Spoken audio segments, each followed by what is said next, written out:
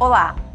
Nesse episódio, os podcasts PQU e Fuga de Ideias se unem em um verdadeiro encontro de gerações na psiquiatria. Reunimos pelo menos 3 gerações que, em comum, encontraram um caminho para divulgar informações, difundir conhecimento e promover o debate na especialidade, por meio dos seus canais de podcasts. Ambos se dedicam a oferecer conteúdos de qualidade que, embora diferentes, se complementam.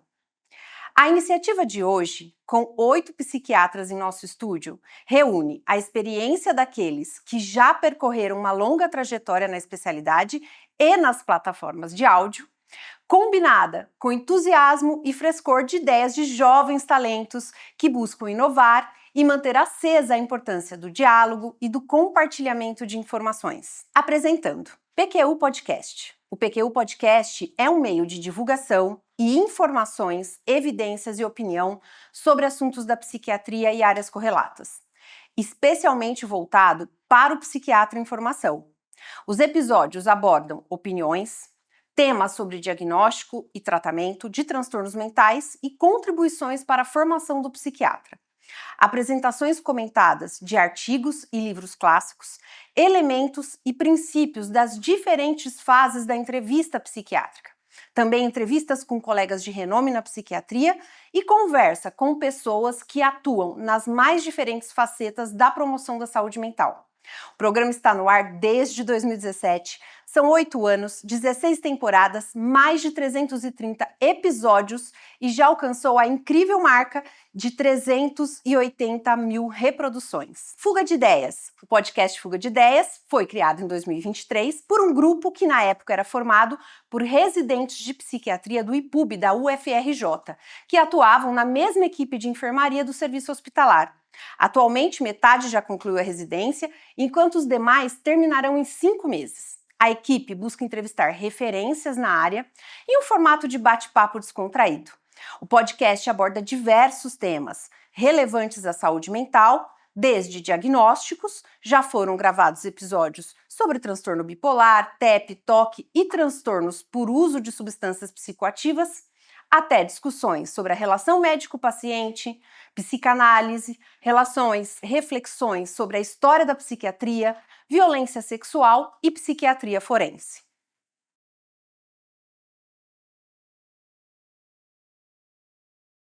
Nossa dinâmica será dividida em 3 rodadas de perguntas e respostas. Começo eu. Primeiro dizendo que nós do PQU Podcast estamos muito felizes em estar aqui com o pessoal do Fuga de Ideias. Nas últimas décadas, a psiquiatria e o status da psiquiatria mudou muito, enquanto especialidade médica e escolha de carreira. Foi de uma especialidade marginalizada para uma das mais concorridas nas residências médicas. Como foi para vocês a escolha da psiquiatria? Primeiro, eu gostaria de agradecer para vocês pelo convite, em nome de todo o Fuga de Ideias, nós ficamos muito honrados com isso. Então, desde criança, eu sempre gostei muito de ouvir histórias, até depois passei a ouvir podcasts de pessoas que contavam suas histórias e mandavam para os podcasts, sempre foi uma coisa que eu gostei muito. E durante a faculdade eu percebi que a psiquiatria era uma área em que eu poderia ter tempo livre, assim, noturno, finais de semana, não precisaria passar o tempo todo num plantão ou numa cirurgia. Eu poderia ter acesso a várias áreas diferentes, talvez muitas pessoas não saibam disso, mas a psiquiatria tem uma abrangência muito grande de áreas, então eu posso trabalhar com psiquiatria intervencionista, hospitalar, consultório, não preciso ficar restrita a uma área só. CAPS também, então isso me atrai bastante, foi uma das coisas que me fez escolher a qualidade de vida, enfim. É curioso, né? O Vinícius falou isso, não sei se eu até tô meio velha, mas assim, na minha geração, assim, pelo menos na faculdade, não era tão comum ainda. Talvez eu peguei ali a transição, ou um recorte geracional ali das minhas turmas, né? Das turmas da FMG que eu estava, mas que eu lembro, assim, de que causava uma certa surpresa nas pessoas quando eu ia fazer, por não ser tão comum na época ainda. Às vezes até alguns questionamentos, às vezes eu encontrava, eu lembro de um rapaz que falou que também achava interessante, que gostava muito, mas que ele não pretendia fazer porque ele não achava tão rentável do ponto de vista financeiro. E acho que a psiquiatria, assim, não sei se é muito clubista, mas a gente lida ali com uma certa singularidade, uma peculiaridade maior, acho que é muito mais instigante do que alguns outros casos, pelo menos particularmente falando. Lembro o meu primeiro contato assim, com um paciente psicótico, aquilo me tocou muito, assim. Fica marcante, isso mexe com a pessoa, você fica curioso, instigado a querer estudar, aprender e compreender mais.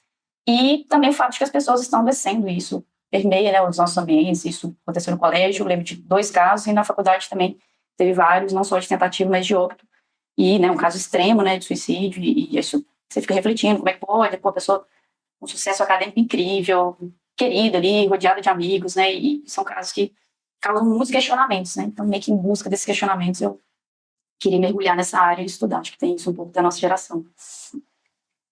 Bom, a Maria Clara, podcaster lá do PQU, ela não pôde vir, infelizmente, mas ela pediu que perguntasse se a residência médica em psiquiatria tem atendido ou atendeu, no caso de quem já terminou, as expectativas que vocês tinham a respeito dessa formação e quais foram os maiores desafios e dificuldades nesse período. Olha, Vinícius, que pergunta difícil. Até contando algo dos bastidores, essa foi a última a ser escolhida. Eu acho que não à toa. É muito difícil a gente sintetizar, talvez em poucas palavras, quantos sentimentos que são postos. Primeiro, quando a gente passa, né, na residência, como a gente havia dito, um dos processos seletivos que cada vez mais tem sido mais concorrido para passar. Depois, quando a gente começa um treinamento em serviço, que é a proposta da residência, né, onde ali, talvez ali no internato, a gente já tivesse alguma experiência prática, mas é muito diferente, assumir casos, os casos são seus, é só uma supervisão que o profissional muitas vezes está lá, dando todo esse apoio. E aos poucos, o que eu acho mais interessante é que a gente percebe que a psiquiatria não é apenas um transportar da teoria para a prática, mas é lidar com relações. E não só no sentido terapêutico, mas também no reconhecimento do que ali é sintoma, do que é sinal, do que é traço de personalidade, do que é o modo de viver daquele sujeito inserido naquela comunidade, os aspectos sociais que estão ali implicados.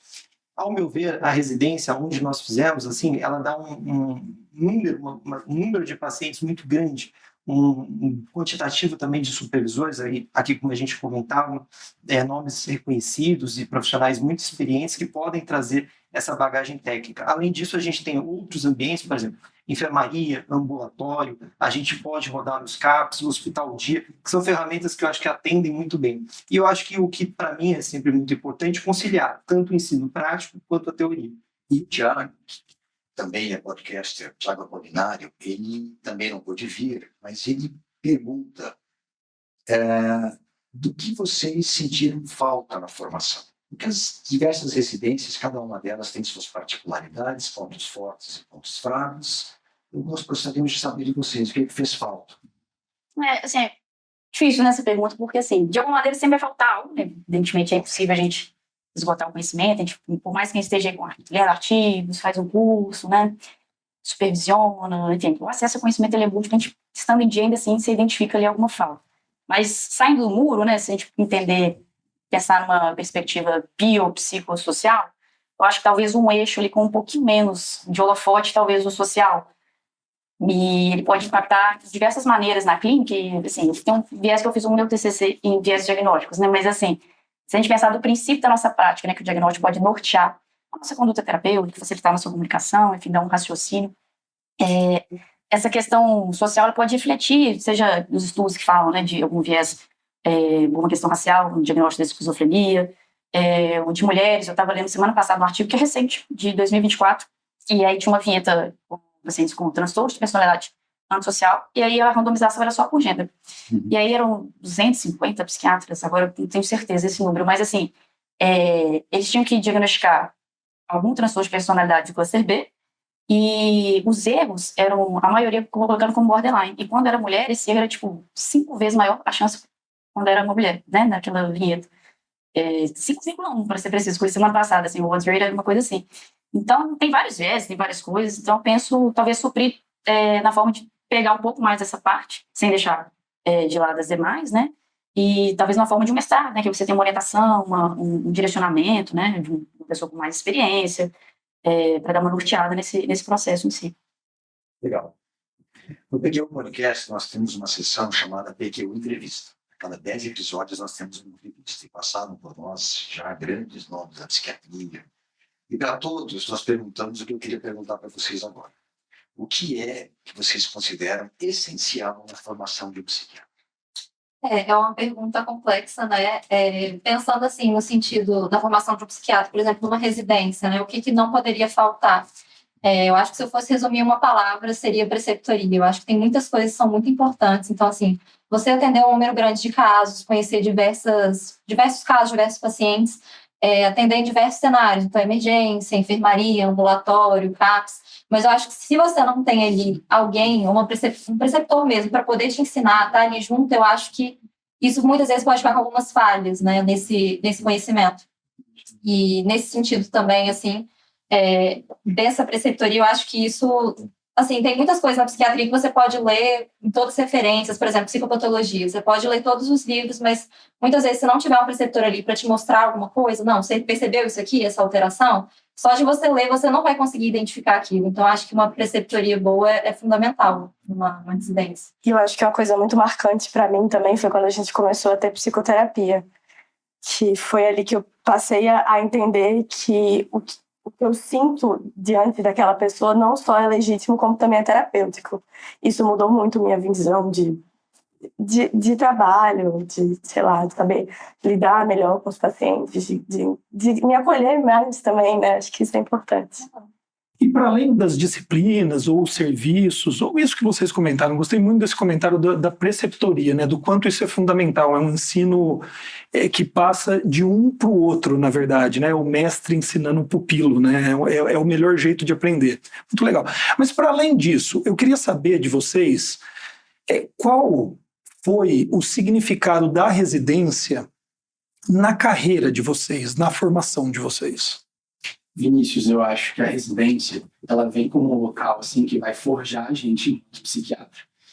E enquanto, né, um serviço de referência, como qualificação, né, para você exercer aí a psiquiatria, eu acho que ela traz uma coisa de você entrar ali na residência sabendo que, reconhecendo que você é um ser errante, que você não sabe, né, muita coisa, e que ali, naquele serviço, você vai conseguir aprender a partir do volume de paciente, a partir do serviço de preceptoria, né, toda a estrutura que a residência te dá para você conseguir exercer com qualidade a psiquiatria depois. Então, são 3 anos, né, que você passa ali em uma área bem importante, um número grande de pacientes, com discussões de caso, né, com uma participação ativa mesmo, com você chamando a responsabilidade para você.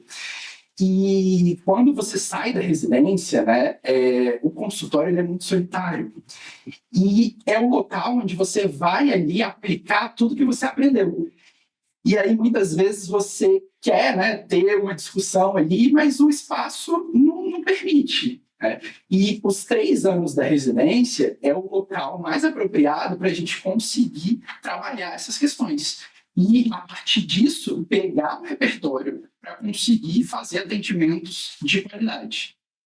E eu acho que, assim, além de tudo isso, você aprende a entrevistar, você aprende o que perguntar, e também como perguntar, né? Na psiquiatria, tão importante quanto o conteúdo é a forma também, né? Então, assim, escutar, ser escutado, e além de adquirir essas ferramentas clínicas, também se transformar com o paciente, a partir dessa entrega que a residência permite. Há muitos interesses que nos unem aqui hoje. A psiquiatria, o gosto pelo estudo, a ciência, a vontade de ver pacientes, que foi comentado aqui, né? Mas tem um que é inesperado para um grupo de psiquiatras. Os podcasts, né? Assim, eu queria que vocês me contassem qual é a história, né, do Fuga de Ideias. Como que foi criado, qual foi o processo de estruturação dele? Eu adoro essa história, assim, porque nós 6, né, eu, Rebeca e Murilo, nós éramos R1, a gente tinha acabado de entrar na residência, Pedro, Bárbara e Vitor já eram nossos R2, a gente era da mesma equipe, e a gente dava plantão junto, nós 6, plantão de equipe, toda quinta-feira, e nós sempre fomos um grupo muito unido, então a gente sempre saía depois do plantão, além do trabalho, né, nós temos um vínculo muito bom, eu acho que o podcast veio como uma resposta disso, não um resultado disso. A gente tem uma dinâmica muito boa, tanto no trabalho quanto amizades, enfim.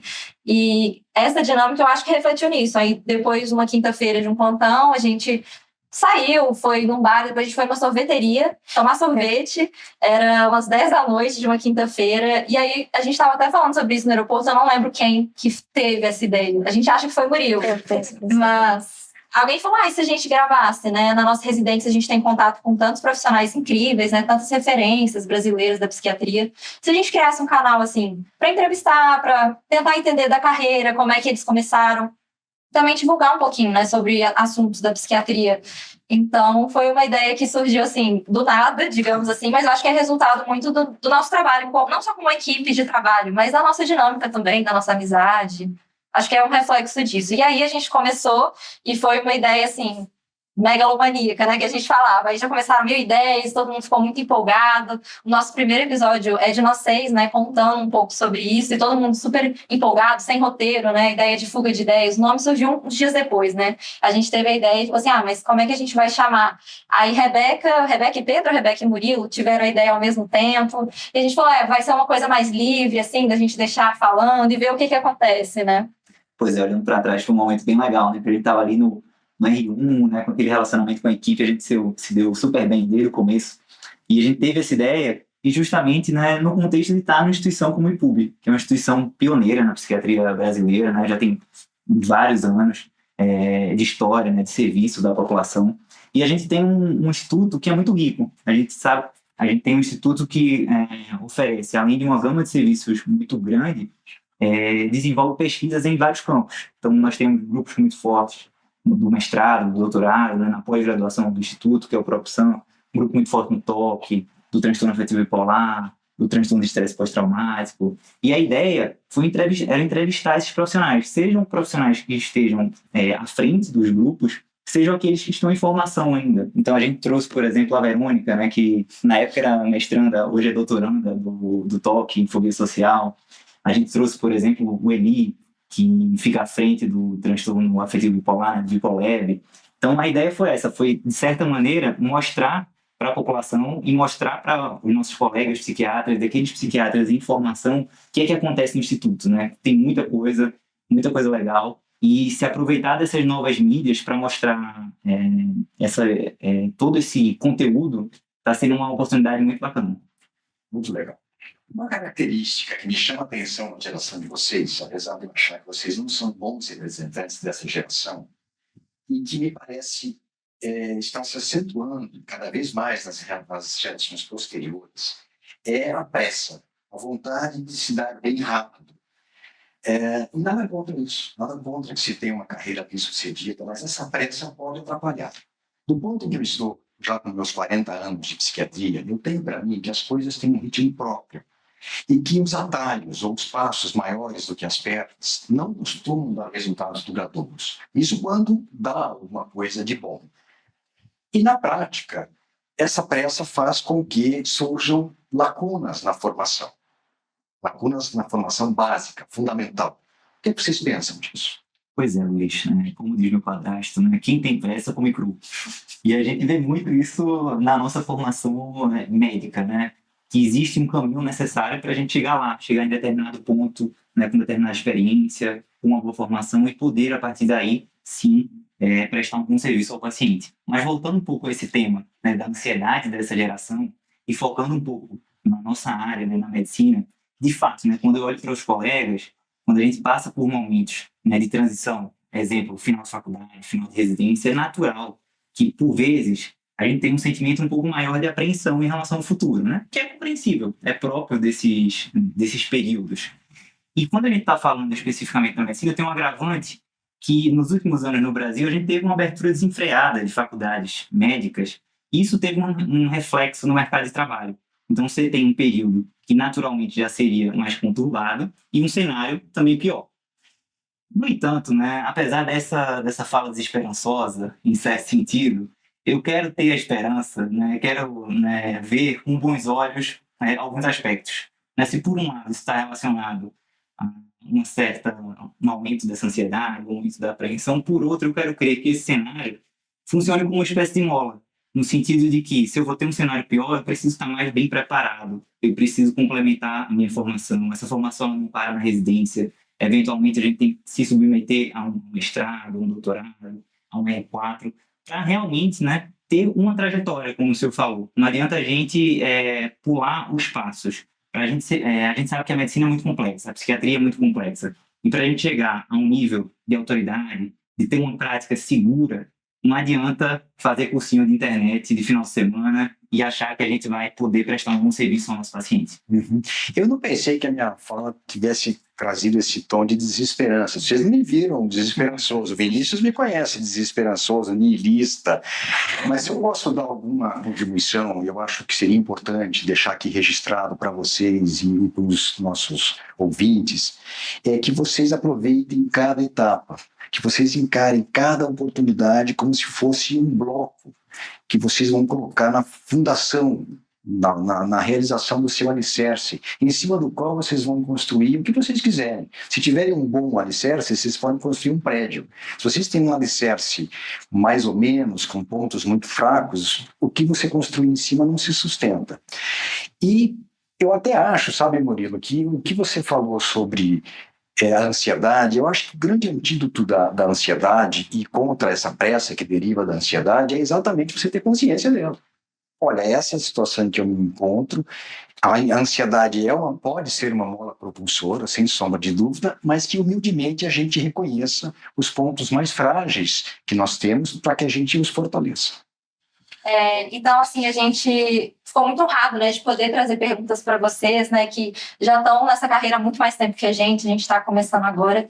E uma das coisas que eu queria perguntar é a respeito de uma coisa que eu tenho tido um pouco de dificuldade de lidar, que tem a ver com essa invasão, né, na vida toda, mas na nossa carreira também da tecnologia, né, da questão da internet, do celular. A gente viu, né, que com a pandemia de Covid as consultas online ficaram cada vez mais disponíveis, mais acessíveis, e além disso também a questão do celular, né, que cada vez mais invade. Por exemplo, o nosso tempo de descanso, de lazer, algumas pessoas encaram o telefone comercial, né, profissional, como uma extensão da consulta. Isso tem várias camadas, né, não só a invasão do nosso tempo, né, de descanso, mas também de como proceder, né, a uma extensão de uma consulta no celular, como é que a gente lida com isso. E aí eu queria perguntar para vocês que viveram, né, como é que foi antes disso, né, como é que foi essa transição, como é que vocês foram lidando com isso, para a gente que está já começando dessa forma, né?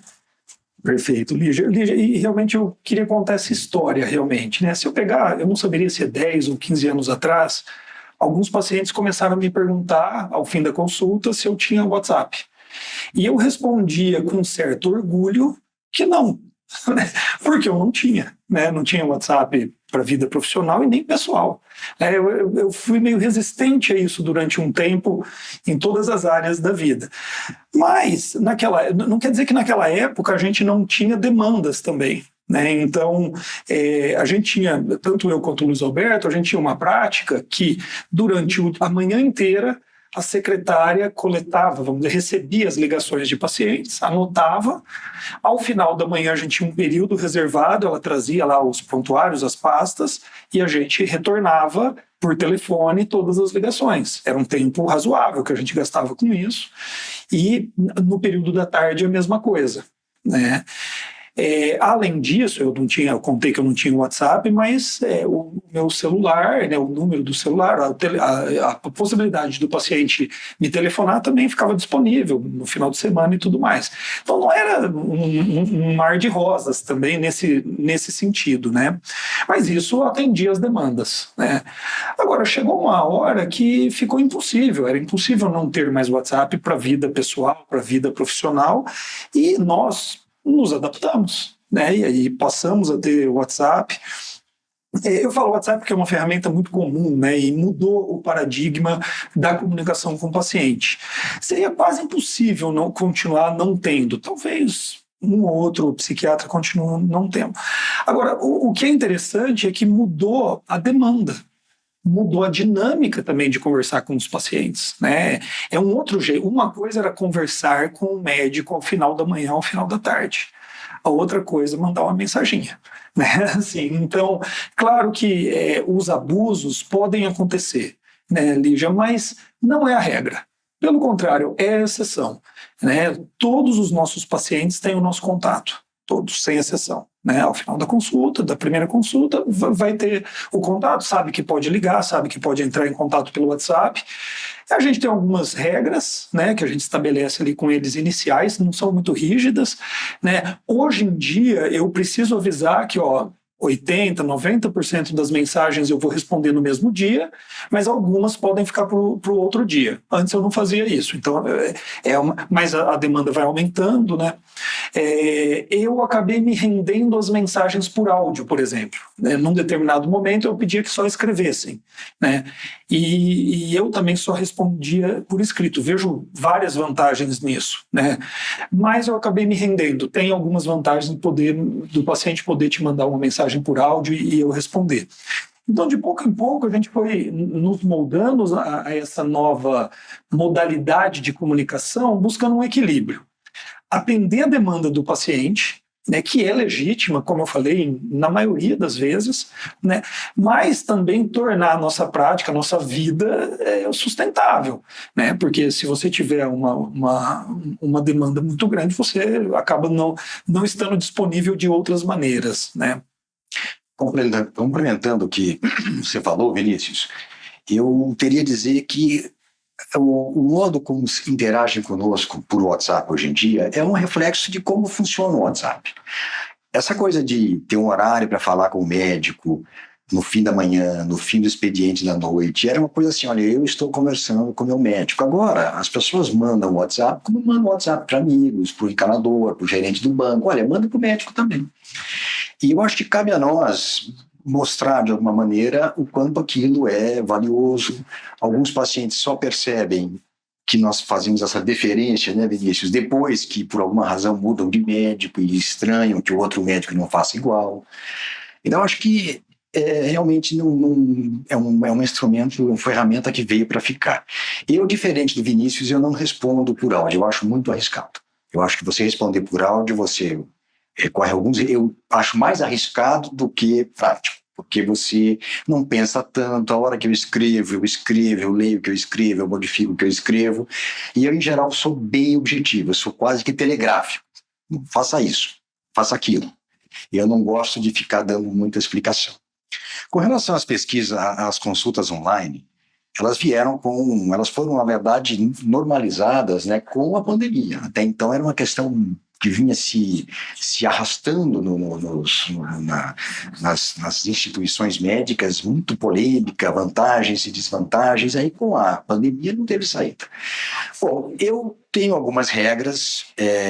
Eu acho que a consulta presencial, face a face, é incomparavelmente melhor. Não tem como dizer que é a mesma coisa. Você perde linguagem corporal, você perde timing, você perde atenção. A pessoa, às vezes, não está tão focada, está distraída, está em casa, lidando com o filho, com o marido, com cozinha, com o cachorro, o gato passa na frente da cama. São questões que atrapalham, perdem a qualidade, mas eu costumo dizer para o Vinícius que é melhor que nada. Se isso é o que a gente pode fazer, porque o paciente mora longe, porque o paciente naquele momento não pode ir ao consultório, eu acho que é melhor do que nada. Algumas regras, né, Vinícius, que nós temos. Nós não atendemos consulta de urgência por WhatsApp, nós não fazemos emergência por WhatsApp. E sempre que possível, a gente pede de onde quer que a pessoa esteja, porque hoje a consulta online, a teleconsulta, permite contatos assim, antes muito difíceis, né? Pessoa de Manaus que conversa com você, por exemplo, e sempre que possível eu peço que a pessoa venha, nem que seja uma vez só, para que a gente se conheça, para que a gente se veja, que a gente faça uma consulta presencial. E esse modelo que eu chamo de híbrido, eu acho muito bom. Para pessoas assim, num raio de 300 quilômetros, é bem tranquilo, porque é possível que ela vá uma vez por mês, uma vez cada 2 meses, presencialmente, e os outros contatos a gente faz por via remota, né? Pessoal, eu queria perguntar para vocês, eu tinha visto no Instagram, né, vocês estavam recomendando um livro do Guido sobre a decadência ou declínio da psiquiatria ocidental, aquela reflexão sobre os manuais diagnósticos, né, o DSM, o CID, essa questão do checklist, às vezes uma falta, né, da valorização de psicopatologia, ensino e formação. Estava refletindo que talvez esse seja um dos fatores, né, para a gente ter esse boom de diagnósticos hoje em dia de autismo, TDAH, muitas vezes diagnósticos bem questionáveis ou absurdamente, né, dados. Enfim, todo fenômeno é complexo, né, envolve diversos fatores, mas quando eu vi esse post eu lembrei disso. E essa questão desse tanto de diagnóstico, né, desse aumento, você recebe um paciente que às vezes já vem com essa hipótese diagnóstica, ou mesmo um diagnóstico dado, pode ser que você não concorde, tem uma divergência, e tem também o desafio em lidar com o paciente, que às vezes ele fez um laudo, né, fez uma avaliação, neuropsicológica, a partir daí recebeu, como em vários, né, recebe a hipótese diagnóstica, e ele, de certo modo, vamos dizer assim, ele absorve aquilo, né, ele veste a camisa e você fica ali na prática clínica um desafio para lidar, tanto manejar, né, essa situação com o paciente, e um limite, mais do que clínico, né, também um limite ético ali, como é que fica a situação desse desacordo, né, dessa divergência com o colega. Essa pergunta é muito importante.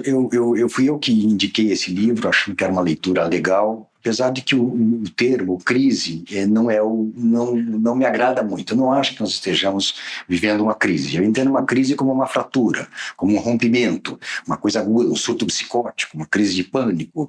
Aqui não. Aqui nós temos um fenômeno longitudinal que vem evoluindo há muito tempo. Eu já vi excesso de diagnóstico de depressão, de pânico, de transtorno de estresse pós-traumático, de transtorno bipolar, de transtorno de déficit de atenção, e agora estamos chegando. Autismo.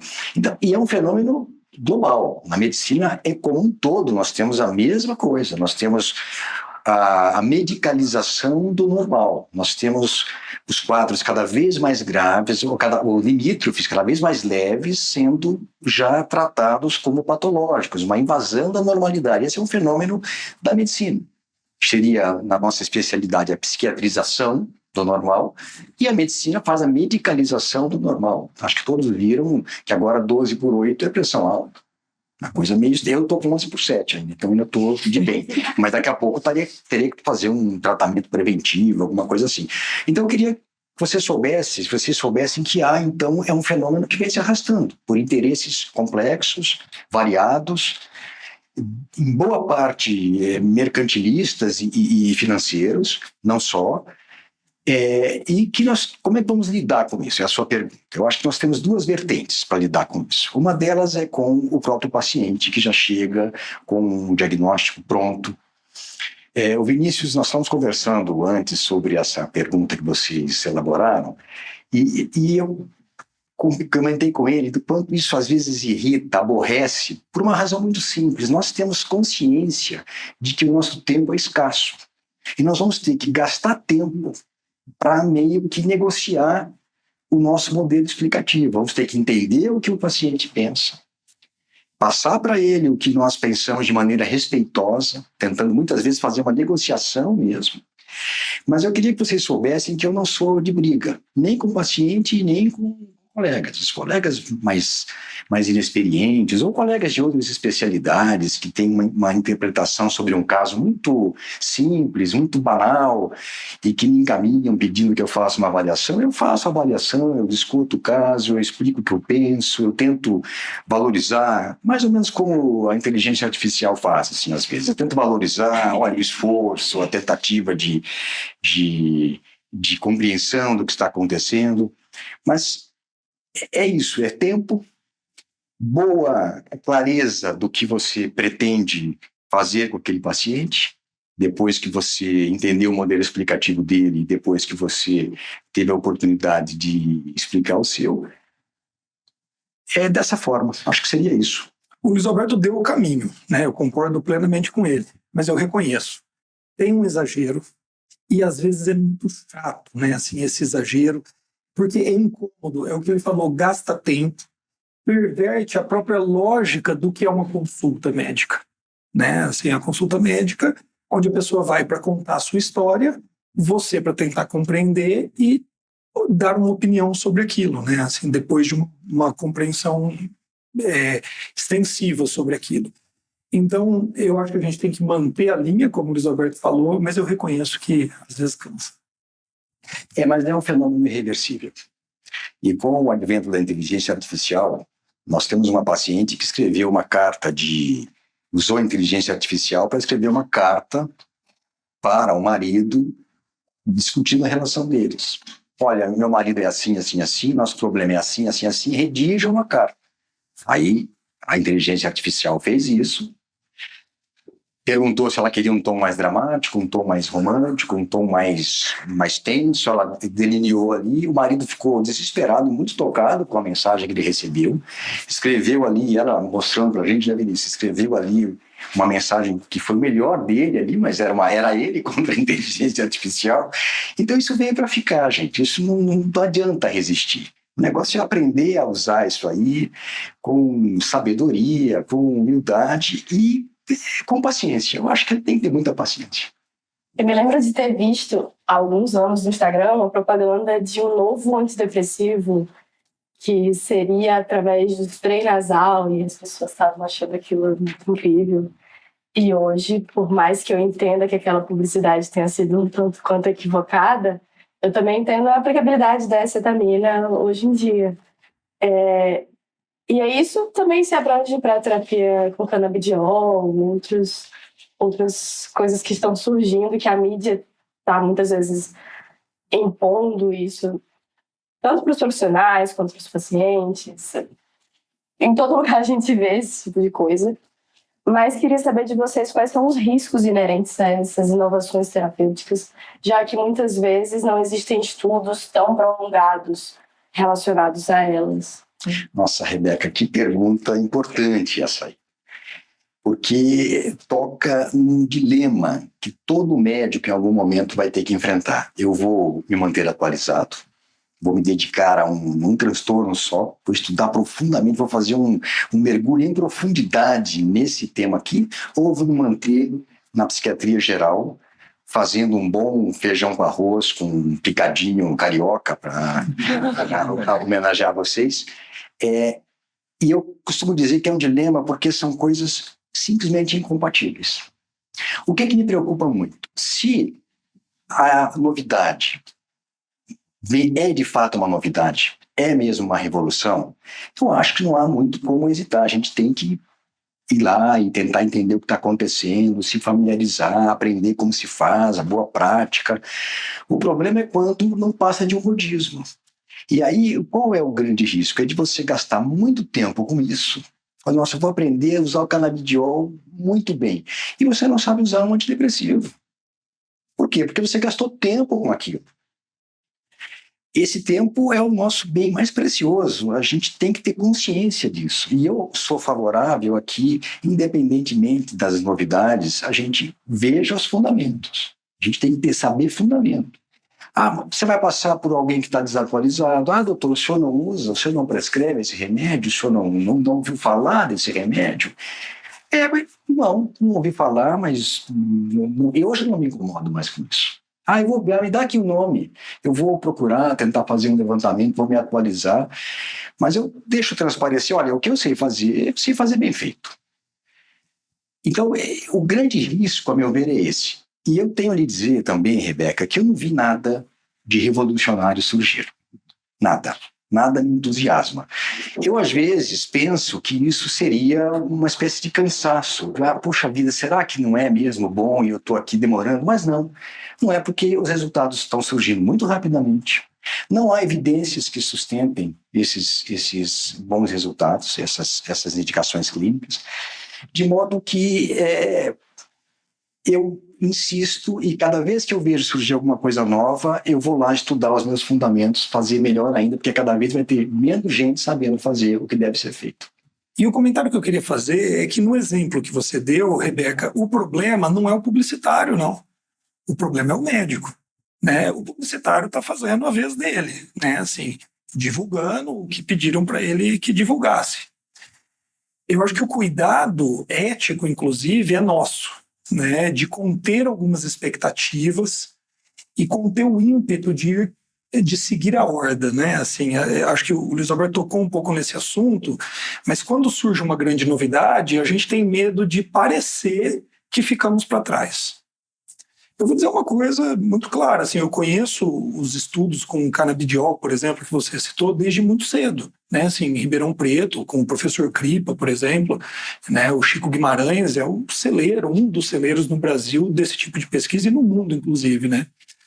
Mas, quando os pacientes me perguntam, eu às vezes uso um argumento que, assim, apesar de conhecer muito, sabe quantas vezes eu prescrevi para um transtorno psiquiátrico? Nunca.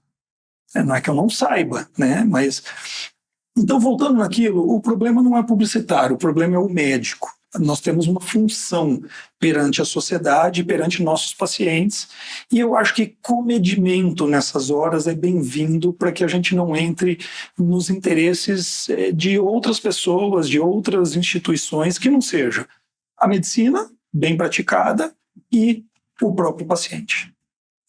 Pessoal, eu queria aproveitar e fazer uma pergunta para vocês, levando em consideração 2 pontos. O primeiro é a experiência acadêmica, a experiência com preceptores, né, na formação de residentes. E o segundo ponto é a grande audiência que vocês têm de residência em formação, de internos que estão pleiteando uma vaga de psiquiatria e quem sabe ano que vem possam se tornar novos R1s. E dentro desse contexto, o que eu queria perguntar é o seguinte, né, quando o residente chega logo no começo da formação, ele tem que lidar com um grande volume de conteúdo para ser absorvido. E de maneira quase que imediata para basear sua prática. A gente sabe que essa formação vai se dando aos poucos, mas existem alguns conhecimentos quase que operacionais ali, que ele vai precisar meio que no primeiro mês, pelo menos alguma noção, né? Então eu destacaria a psicofarmacologia, a psicopatologia e a psiquiatria clínica.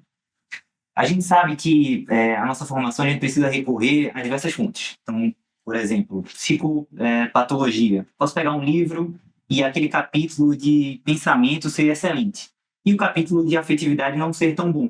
Então, vou num livro para buscar esse assunto, em outro livro para buscar outro assunto. Mesma coisa em psiquiatria clínica, né? Tem um capítulo muito bom aqui de toque nesse livro, mas o de bipolar não está bom. Eu vou para outro livro e a partir disso aí a gente vai fazendo nossa formação. Deixando um pouco isso de lado, se vocês fossem recomendar um pack inicial básico, né, de livros que o residente que chega, né, logo para o seu primeiro ano precisa ter na cabeceira e que vai embasar essa prática mais inicial e fazer justamente esse alicerce que você tanto falou, né? Eu acho que você vai ficar meio frustrado com a minha resposta, viu? Porque em termos de um pacote inicial, eu acho que é um bom livro-texto de psiquiatria. Pode ser o Tratado de Psiquiatria, do Egídio, pode ser um compêndio de psiquiatria da USP, pode ser um bom compêndio de psiquiatria, um livro-texto, como tem em Oxford, Kaplan e Sadok, da APA. Eu acho que esse é o pacote básico, está lá. Vão ter pontos mais fortes, vão ter pontos mais fracos, mas realmente está tudo lá. Eu até recomendaria, se vocês pudessem, comprar uma sinopse do tratado. Aí vai estar mais ainda tudo lá. A sinopse do grande tratado. O que nós no PQU Podcast, nós nunca nos pretendemos entrar nessa coisa tão básica, né, tão fundamental, tão de fundamentação da carreira, e sim justamente trazer complementos, reflexões, provocações. E aí sim, aí eu poderia te dar uma lista de alguns livros que eu acho assim absolutamente imperdíveis. Assim, tem que ler. Por exemplo, um deles é o Perspectives of Psychiatry, que é do Philip Slaveny e do Paul Mathieu. Esse livro tem que ler. Todo mundo tem que ler. Eu li tardiamente. E depois reli mais tardiamente ainda. Quem me dera eu tivesse lido esse livro na residência, porque é um livro, depois eu posso contar de outros livros que eu li tardiamente, que achei que foram muito importantes para mim, e que eu pensei assim, mas quando eu era especializando ou residente, eu não entenderia nada disso aqui. Isso aqui só iria me fundir a cabeça. Então tem livros que você lê mais maduramente, mais avançado na carreira, que, nossa, que são muito importantes, encaixam as coisas, as placas tectônicas encaixam assim, você se sente mais sólido, mas que não são leituras para quem está começando. Um outro livro muito legal é um pouco conhecido do Daniel Carlato, que tem aquele livro sobre entrevista psiquiátrica, mas ele tem esse aqui também, que chama-se Medication Facts, Book for Psychiatric Practice. É um livro para um R1 que está começando. Deixa eu dar uma geral nisso aqui.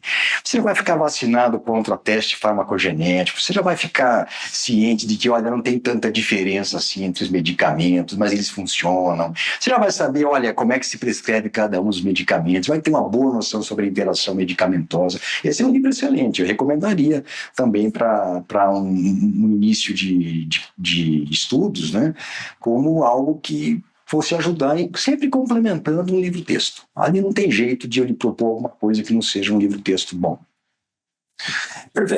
Você criou dificuldade para a gente, realmente, né, com essa pergunta. E eu vim a entender com isso que o Luiz Alberto falou. A nossa missão no PQU não é criar o pacote básico, né? A nossa missão é outra. A gente diz no PQU, o PQU Podcast, ele não tem um conteúdo para formar alguém psiquiatra. Ninguém vai escutar os 320 agora episódios e agora eu virei psiquiatra. Mas se você escutar os 320, você pode ser um psiquiatra melhor, né? Então a gente tem um compromisso maior, um domínio maior desse adendo, né? Desse a mais. E daí, nesse mesmo clima, o Clinical Psychopharmacology Principles and Practice, do Nassir Ghaemi, eu também acho um livro bastante completo, com muita reflexão. Geralmente um livro de psicofarmacologia clínica, você esperaria um livro muito técnico, muito de detalhes. É um livro de grandes reflexões, na verdade, sobre a nossa prática.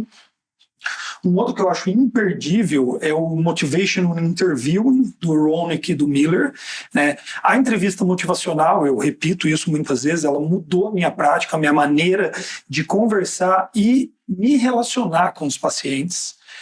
A entrevista motivacional, ela me fez melhor como psiquiatra, mas ela tornou a psiquiatria melhor para mim, mais tolerável, mais amena, né? Assim, então, é uma ferramenta que eu acho imperdível, né? Então, é o livro base para esse entendimento. E não poderia faltar o Psychiatric Interviewing, The Art of Understanding, do Sean Shea, que é o livro que embasa vários episódios no PQU sobre entrevista psiquiátrica também. A minha pergunta, ela versa aí sobre a interface da psiquiatria com as mídias digitais. E aí, pensando na produção de conteúdo nesse contexto, né, pegando aí plataformas do tipo Spotify, YouTube, Instagram, a gente consegue democratizar o ensino da psiquiatria. E eu acho que a psicoeducação aí entra como um alicerce aí, né, uma base que muda muita coisa. Eu acho que você tem um entendimento da sua condição ou dos seus pais, enfim, eu acho que isso traz muito benefício, né? E, ao mesmo tempo que se consegue alcançar uma gama muito grande, né, de pessoas, considerando aí com a internet o céu limite, né, você consegue alcançar muita gente, corre um risco de simplificação. Considerando que é uma área aí, né, que, como o Murilo tinha comentado anteriormente, à medida que você tem um repertório maior, que você tem mais fontes, você está mais apropriado ali, né, você fica menos refém aí de algumas armadilhas aí da prática. Então, a minha pergunta é a seguinte: como produzir conteúdo, como informar, como democratizar aí esse acesso sem correr o risco de produzir um conteúdo ali que atenda às métricas dessas plataformas, do tipo, reels mais curtos engajam mais, né? Então, como perceber essa dualidade, mas continuar produzindo conteúdo sem cair aí, né, nessas ciladas. Perfeito. A primeira coisa que eu queria dizer, que eu acho que você já deixa isso implícito na sua pergunta, é assim: a divulgação científica é parte da função do médico. Assim, e é uma atividade legítima, né? Eu digo isso, e eu me lembro, né? Eu me formei em Londrina, na Universidade Estadual de Londrina, e eu tive aulas sobre isso, né? Achei legal, de prática, inclusive, como que você explicaria uma epidemia, como que você explicaria um surto, um risco de intoxicação, né? Então, isso fez parte da minha formação e é, portanto, legítimo, é função do médico. Agora, nem toda produção de conteúdo, nem toda divulgação científica é legítima, né? Como diferenciar isso não é uma tarefa fácil, mas uma regra básica, na nossa opinião, é você entender qual é a motivação por trás daquela pessoa que está produzindo conteúdo, né? É de fato informar? É trazer educação, é trazer informação, né, assim, para os pacientes, para que eles entendam melhor o que está acontecendo com eles e possam procurar ajuda quando isso for o caso? Eu tenho certeza que isso aí não apenas legítimo, mas vai ser útil para os pacientes. Agora, eu acho que a tua pergunta vem porque você deve ver, como eu vejo, né, pessoas buscando engajamento. E engajamento significa possivelmente conversão, esse é o termo, né, em novos pacientes. Aí a chance de você se perder nesse meio do caminho é muito grande, né? Eu acho que essa preocupação, o medo de cair nessa categoria de divulgador científico não deveria nos parar, né? Quando a gente montou o PQU Podcast, a gente se perguntou muito sobre isso, porque, sinceramente, só tinha mato por ali, né? Não tinha ninguém fazendo isso que a gente começou a fazer, né? Então, a gente se perguntou muito, e uma ideia que eu acabei vendo e dividindo com o Luiz Alberto é assim, se você que está bem intencionado não fizer, alguém mal intencionado vai fazer e vai ocupar o lugar, né? Então, foi isso que nos levou, inclusive, eu acho que essas são, pelo menos, direcionamentos aí a esse respeito. Apesar de eu trabalho com isso já há alguns anos, eu tenho minha página no Instagram e no Facebook ainda, quase extinto Facebook há já uns bons anos, divulgando informações, divulgando de uma maneira muito particular, que eu descobri. E então eu sei bem o quanto é complicado, quantas vezes é preciso você refletir no que você está dizendo para que aquilo não cause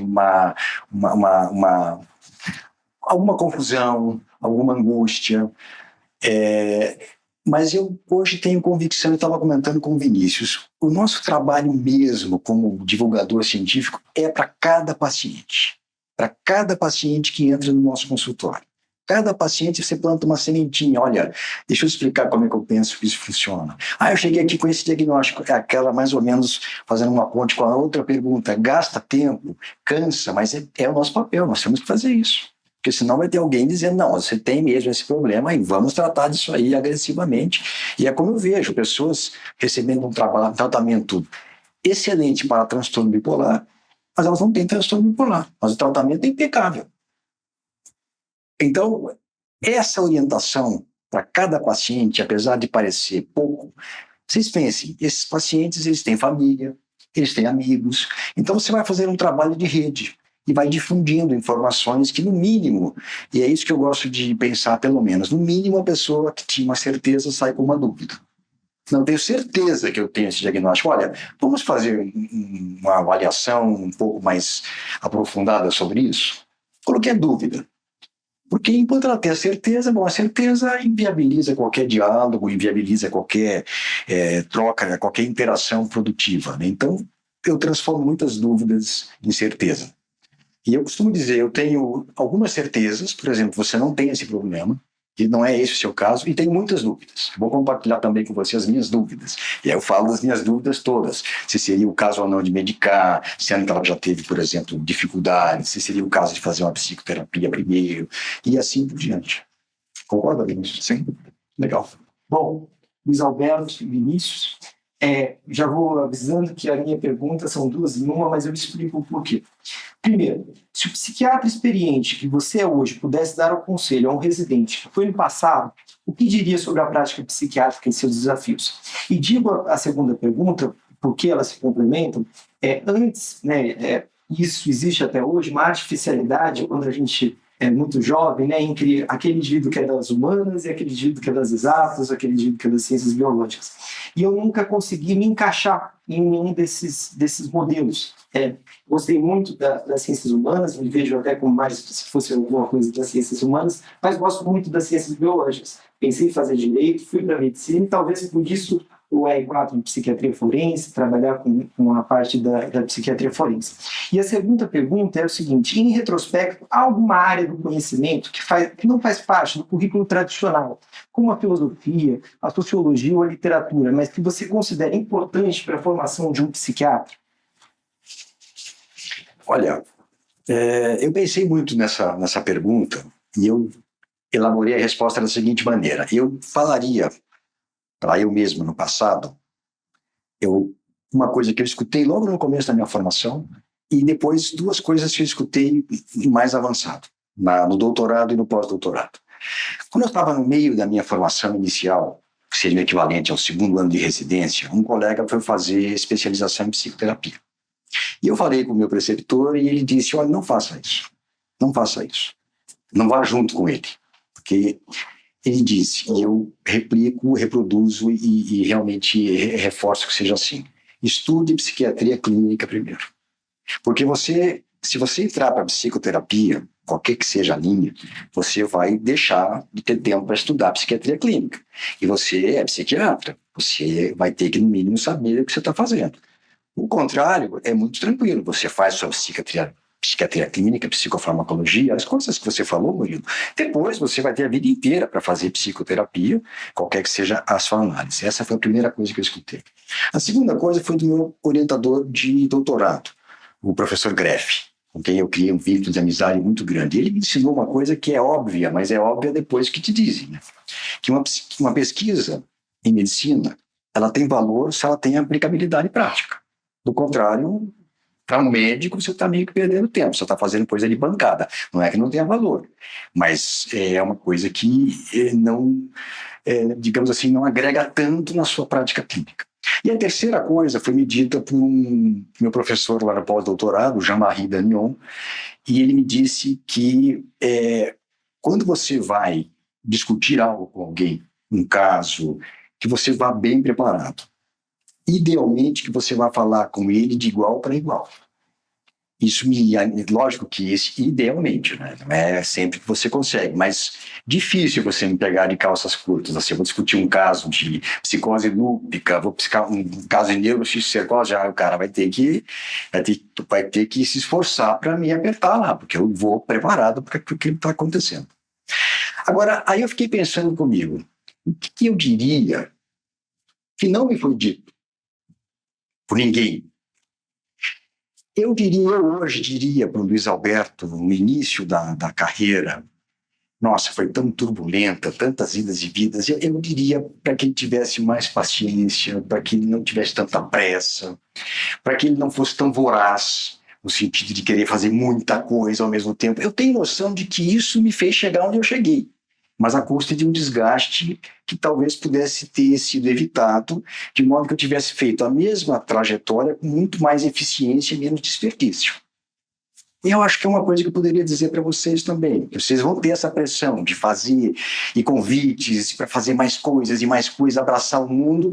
E quando você vê, você está fazendo um monte de coisa mal feita. E você está insatisfeito. Infeliz até, né, Vinícius? Sim. E isso é muito triste. Então, isso que eu falaria para mim lá atrás e que eu falo para vocês agora.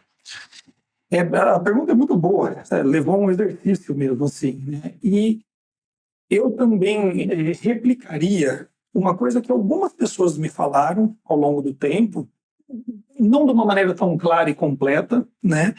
Que é sobre a importância e a seriedade, a gravidade do que eu ia fazer dali em diante. Assim, então, Vinícius, leve muito a sério isso aqui que você vai fazer adiante. Né? Prepare-se para tudo que você for fazer como médico psiquiatra. Né? Teve uma passagem bem interessante, porque, como eu disse numa pergunta anterior, a gente tem várias funções como médico, né? O divulgador científico, o clínico, sem dúvida, né? Assim, e a gente tem uma função que às vezes a gente escolhe exercer, que é da vida associativa. Né? E eu estava ali quase saindo para uma reunião de uma instituição, e era uma reunião que prometia dificuldades, né, assim. E o Luiz Alberto me pegou ali meio que na hora do almoço, e eu disse para ele que eu estava indo, eu falei, não, vem aqui, né, assim. E aí ele destrinchou comigo como que eu deveria conduzir aquela reunião. Eu era de longe o mais jovem na reunião. E depois daquela preparação, né, eu realmente conduzi a reunião de todos os mais velhos. Literalmente, botei alguns no bolso. Né? Saí de lá com aquilo que era necessário, porque a gente queria, muito bom, algo necessário mesmo, assim, legítimo, como eu costumo dizer. Né? Então, e depois daquilo, eu entendi, eu não vou para uma entrevista, às vezes alguém da TV, do rádio, do podcast nos chama, você vem falar aqui de depressão, de ansiedade ou de qualquer coisa que seja? Não, eu não vou despreparado, né, assim, não, eu não tenho o direito de chegar lá despreparado, eu sou o especialista nisso aqui, né, assim, e às vezes eu vejo pessoas chegando despreparadas e eu olho e falo, não era para ser assim, né. E como o Luiz Alberto fez um outro exercício, mas o que nunca te contaram e que talvez você contaria para alguém? brincando um pouco com isso, assim, ó, aperta o cinto, segura a respiração, que a jornada vai ser divertida e longa. Então, Vitor, quanto à segunda parte da sua pergunta, eu, sinceramente, eu gosto muito de filosofia. Eu fui estudar a fundo filosofia tardiamente. Mas eu não acho que o que eu estudo hoje me ajudaria quando eu era mais jovem, e eu não acho que nem filosofia, nem sociologia, muito menos literatura, deveriam ser disciplinas obrigatórias, digamos assim, da grade curricular de uma residência. Eu acho que isso vai muito de cada um. Eu também sempre gostei muito de literatura, então isso veio que naturalmente, mas eu não acho que quem não goste, eu, por exemplo, não gosto de poesia. Eu não gostaria que poesia fosse uma coisa da grade obrigatória, eu consideraria isso uma perda de tempo. Então eu acho que a grade, sinceramente, ela já é muito concentrada, ela já tem muita coisa. Eu não acho que dê para a gente colocar mais coisa. Até porque nós teríamos que tirar alguma coisa. Eu não vejo nada que pudesse sair.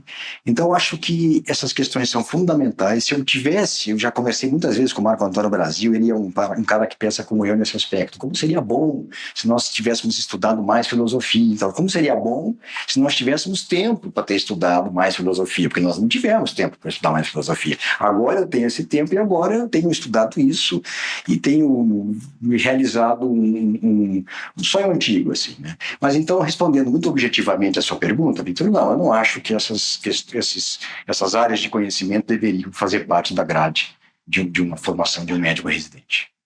Vinícius, Luiz, nós temos uma espécie de bate-bola, que nós temos um bloco do Fuga de Ideias, e eu acho que seria interessante da gente inaugurar aqui nesse cenário compartilhado que a gente está tendo. E eu pergunto para o Vinícius, Um filme. Sou um cinéfilo. Tem muitos. E daí a gente tem que ir pelo afeto. Blue Velvet. Rebeca. Uma lembrança da infância. Ai, o carro de sorvete que passava na porta da minha casa, chamado Bola de Neve. Tomava sorvete de creme do céu. Luiz, um show. Um show? Nossa. Puxa vida. Skank. Sem sombra de dúvida, Skank. Bárbara. Uma área do cérebro. Uma área do cérebro? Falou agora há pouco de happy hour, eu lembrei do Codex Protamudo. Vinícius, algum esporte que você goste, que você torça? Hipismo. Hipismo? Tenho duas filhas atletas do hipismo. Lígia, uma escola de psicoterapia. Pesado. Nossa, pegou no momento que eu estou muito dividida, mas atualmente eu estou usando ferramentas mais da TCC. Luiz, um lugar no mundo. Estrasburgo, onde eu fiz a minha pós-graduação, meu pós-doutorado. Lugar maravilhoso, mora no meu coração. Pedro, um livro. O Catador de Pipas. Vinícius, se um hobby seu tivesse que virar sua profissão, o que seria? Podcast. Jornalista, talvez. Murilo. Uma cidade. Garanhuns. Esta data. Eu nasci em Garanhuns, cresci em Recife, mas sempre estou em Garanhuns, meu avô mora lá, minha mãe também, sempre estou por lá, uma cidade muito querida. Luiz, uma série. Puxa vida, Murilo, são tantas, hein? Eu vou falar a última que eu vi que me impressionou bastante, Alien Earth. Gostei muito. Só não sei se vai ter segunda temporada. Se vocês não descobrirem que vai ter, não assistam, porque vocês vão ficar muito frustrados. Me evoluiu muito bem, ideias bem assim, distópicas, muito legal. Finalmente, Vitor. Uma comida. uma comida, também são tantas, mas como paulista que mora no Rio de Janeiro, mas eventualmente eu venho para São Paulo e procuro só as pizzas. Não tem pizzaria boa no Rio. Bem, colegas, encerrando essa nossa atividade, essa nossa collab, eu demorei a aprender que era uma collab. Eu queria demais, em nome de nós aqui do PQU Podcast, agradecer o empenho de vocês, a disponibilidade de virem até aqui e dizer que é verdadeiramente, para mim, para o Vinícius, um prazer estar aqui com você, interagir com vocês.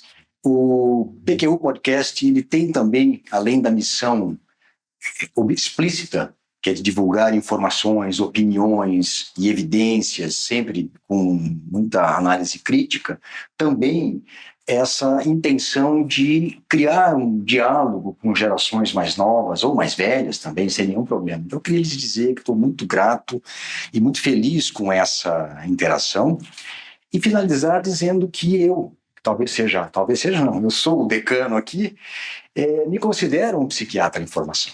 Eu acho que até mais do que me considerava quando era um residente. Eu hoje me dou conta de que eu sei muito menos do que eu pensei que eu soubesse.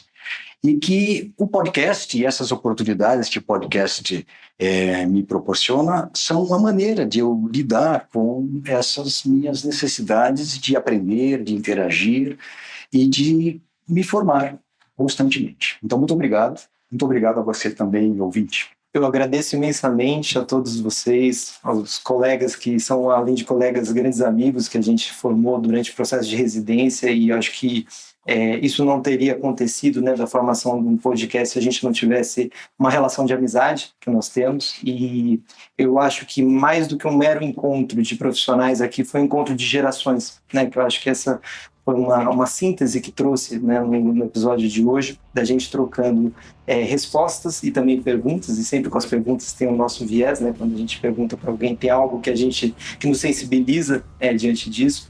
E eu acho que eu fico muito satisfeito, né, da forma que a gente conduziu, com muitos desafios, né, que é fazer um podcast com tanta gente, né, com toda uma estrutura, agradecendo a todos que contribuíram também para que isso hoje desse certo. E, enfim, eu sou extremamente grato, como eu falei, como a gente conversava antes, eu ouvi o PQU Podcast desde, enfim, da época da medicina. Eu entrei para fazer medicina, fazer psiquiatria, né, durante a faculdade de medicina, e ouvi o PQU Podcast, e hoje está aqui com vocês, a voz tomou corpo, né, a voz está no presencial. Enfim, eu acho que é uma coisa muito gratificante, e eu agradeço muito em nome de todo mundo do Fuga de Ideias Cast. Muito bom. Excelente.